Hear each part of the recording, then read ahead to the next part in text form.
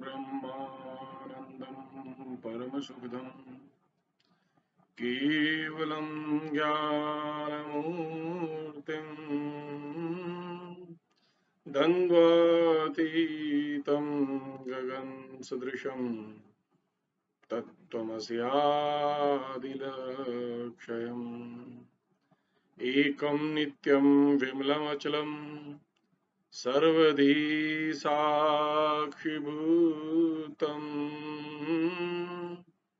भावातीतं त्रिगुणरहितं सद्गुरुं तं Namami. Shivom friends, today we are going to take chapter 71 Upasna Khand Yoga Vasishtha Maharamayan. In this chapter, Samadhi and beyond is discussed, body unrelated to soul is discussed, and the various names of four Jiva are discussed. Vasishtha continued, the fourth stage, the Turiya stage, is attended with the knowledge of the oneness of all, and according to statements in the Vedas, this is the characteristic of the living liberated man. Beyond this is a state in which one sees nothing but an empty void. This is the state of disembodied spirits who are lost in infinity and of whom the scriptures can say nothing. This state of quiet rest lies far away from the farthest objects and is attained by those who are liberated of their bodies. Just as the aerial path is found only by the aerial beings, after man has been in his state of sound sleep for some time, he forgets the existence of the world and gains the fourth state of Kriya, which is full of joy and bliss.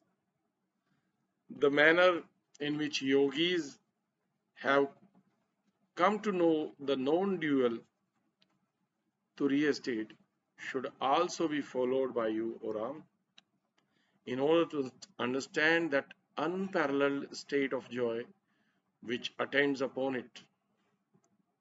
Remain, O Ram, in your state of trance, that is Shushupt, and continue in your course of worldly duties even in that state.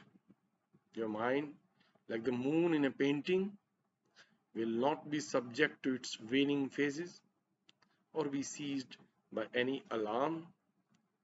Don't think that the waste or stability of your body can affect the state of your consciousness.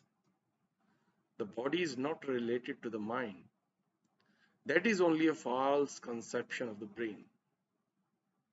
Although the body is nothing, yet it must not be destroyed by any means. You gain nothing by destroying it, and you lose nothing by its firmness.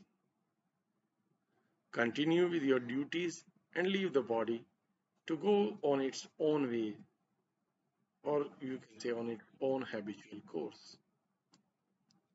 You have known the truth that God presides over the world. You have understood the divine nature in all its threshold states. You have attained your true state of spirituality. You are freed from your worldly sorrows. You have rid yourself of your liking and disliking for what you desire or despise. You are graced with the cooling light of your reason. You have removed the dark cloud of prejudice.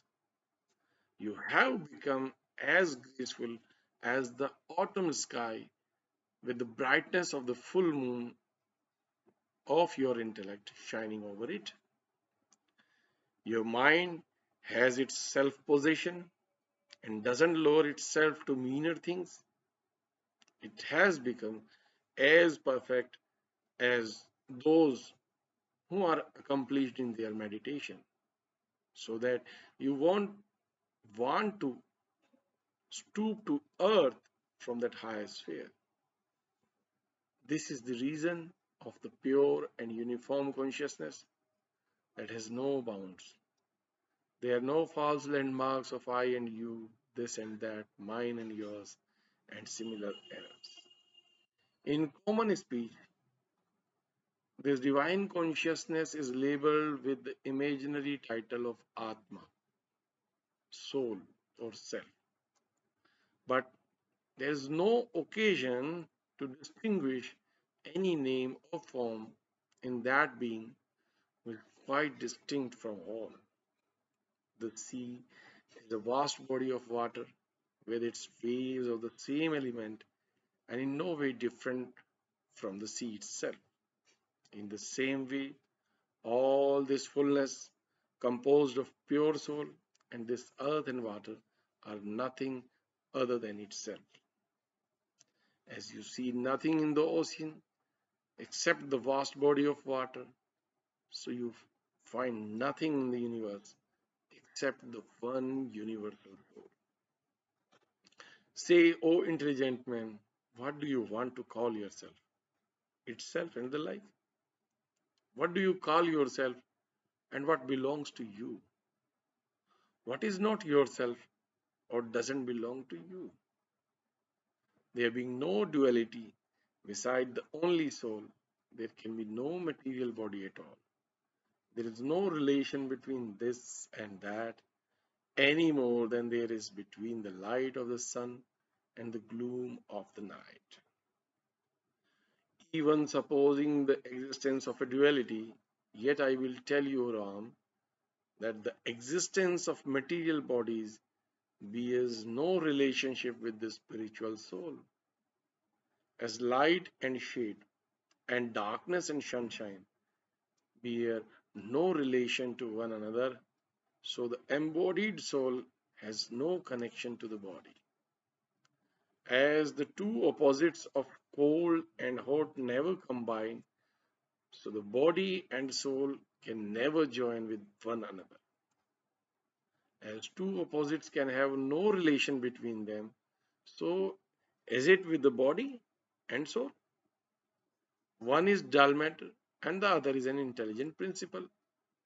A connection between the body and the pure intellect of the soul is as improbable as the existence of a sea in a fire. The sight of truth removes every false appearance, just as understanding light in the sandy desert removes the mirage of water. The intellectual soul is immortal and without decay, perfectly pure and shining by itself. The body is perishable and impure. Therefore, the body cannot be related to the spirit. The body is moved by vital breath and is fattened by solid food. Therefore, it cannot be related with the self moving soul, which is without increase or decrease. So, even if we acknowledge the duality of the body, that doesn't prove its relation with the soul. The duality of material bodies being disapproved, the theory of its relativity falls at once on the ground. Knowing the essence of the soul, you must rely on its subjective being within yourself. Then you will be free from both your bondage and liberation in all places and at all times. Believe all nature to be quiet and full of its quiescent soul. Let this be your firm belief, whatever you see inside or outside yourself. The thoughts that I am happy or miserable, or wise or ignorant, proceed from our false comparative view of things. You will always remain miserable as long as you continue to believe in the substance of outward things. As there is a huge difference between a rock and a heap of hay, and between a silk cord and a stone, the same applies to the comparison of the pure soul with the gross body. As light and darkness bear no relation or comparison between themselves, such also is the case around between the body and soul, which are quite different from one another. We never hear of the union of cold and hot, even in story, or of the union of light and darkness in any place. In the same way, there is no union between the soul and body. They are never joined together. All bodies are moved by the air, and the human body moves to and fro by its breath, makes sound by means of its breath, and the machinery of its windpipes. The human body utters its sound combined with the letters of the alphabet by means of its internal breathing.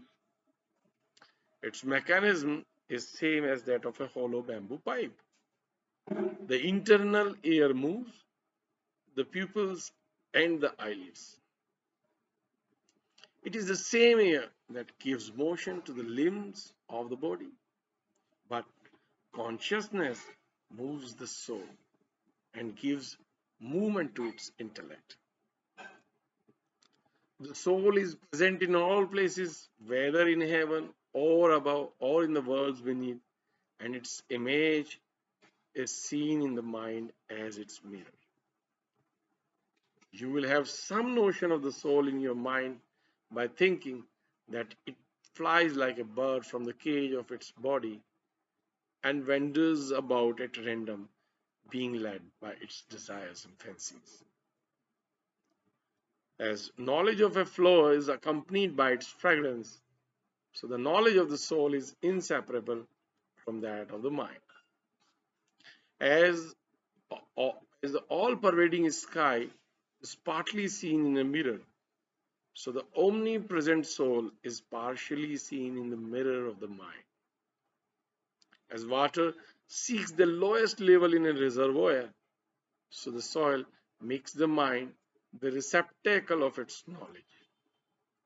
The knowledge of the reality and unreality of the world reflected upon the internal organ of the mind is all the working of the conscious soul, just as light produces solar rays. This internal organ of the mind is regarded as the actual cause of all, the cosmic egg.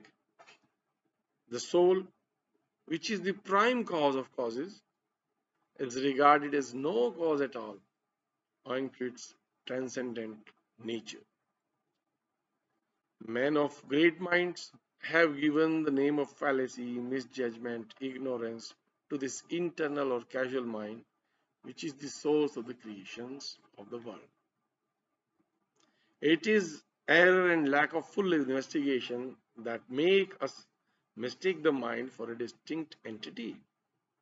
It is the seed of all our ignorance which casts us in darkness from the sunlight of reason. Ram, the mind becomes a nothing through true knowledge of the soul, just as darkness becomes nothing before the light of the lamp.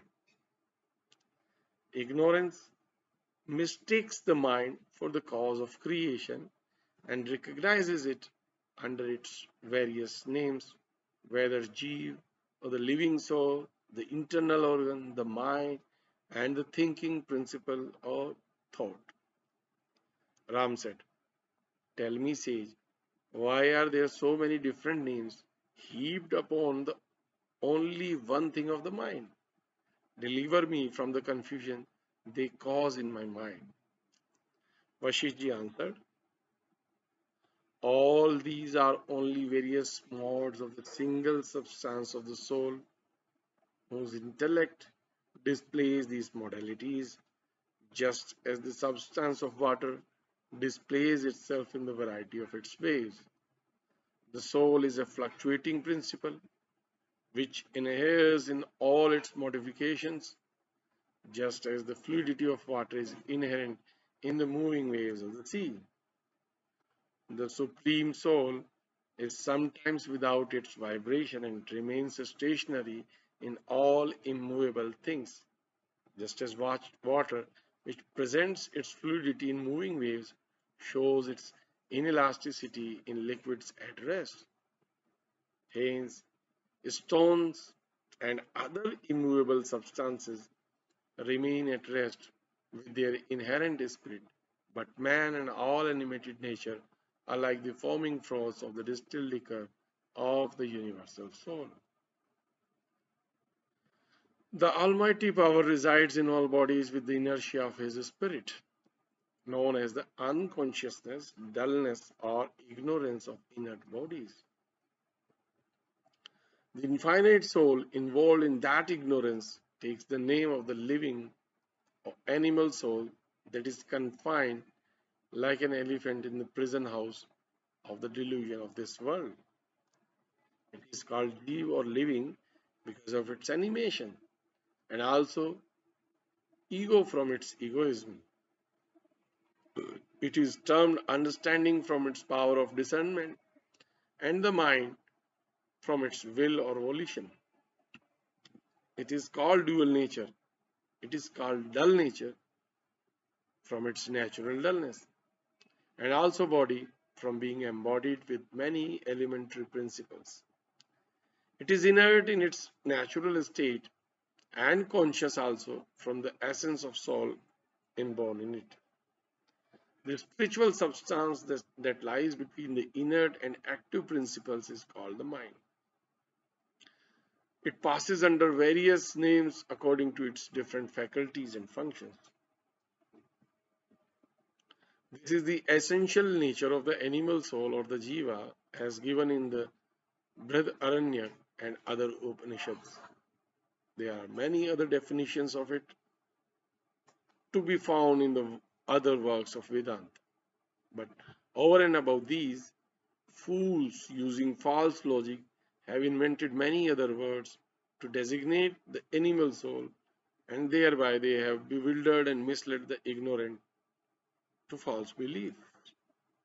Know thus, O long armed Ram, that this animated soul is the cause of creation and not the dull and dumb body which doesn't even have the power to move itself without being moved by some spiritual force. Many times it happens that the destruction of either the container or contained causes the destruction of both. So it is with the receptacle of the body and its content, the soul. The removal of the one leads to the dissolution of both. The moisture of a leaf, when dried, is neither wasted nor lost in air, but extracted from it to reside in the rays of the all-sucking sun. So the body being wasted, there is no waste of the embodied soul. It is carried to live in banishment from its former abode and to reside in the region of empty air or in the reservoir of the universal spirit. He who falls into the error of thinking himself as lost at the loss of his body is like a baby who is snatched away from the breast of its mother by a fairy. He who is thought to have his utter extinction is said to rise again. Cessation of the mind is called utter extinction and liberation of the soul. A dead person is said to be lost, but this is entirely false. Just as one who has been long absent from his country returns, so the dead man revisits the earth in his repeated reincarnations. The current of death carries away men like sticks and straw to the vast ocean of eternity. Having disappeared, they appear in other scenes according to the fruits of their nature, soil and season. Living beings bound to their desires are led from one body to another in endless succession, like monkeys quitting decayed trees to search for others elsewhere. They leave them again when they are worn out and go to others at distant times and climates. Each our living beings are seen moving about and led away from place to place by their unsatisfied desires, just as restless infants are rocked and carried by their cunning wet nurses, bound by the rope of desire to the decayed trees of their infirm bodies. Men drag their lives of labor in search of the living in this valley of misery. Even when men have grown old and decrepit and loaded with misery, shattered in their bodies, the last stage of their lives, they are still dragged about by the inborn desires of their hearts to be cast into hell pits. Valmiki ji said, as the sage has said thus far, the sun sank down and bade the day to observe its evening rites. The assembly broke with mutual salutations, and all of them proceeded to their evening cleansing rituals until they met again after dispersion of the gloom of night by the rising rays of the eastern sun. So, with this chapter comes to an end, and we will rest our today's reading session here itself. Again, we will meet tomorrow with the next chapter 72, in which there will be a lecture on the nature of liberation. Until then, Shivoham, friends.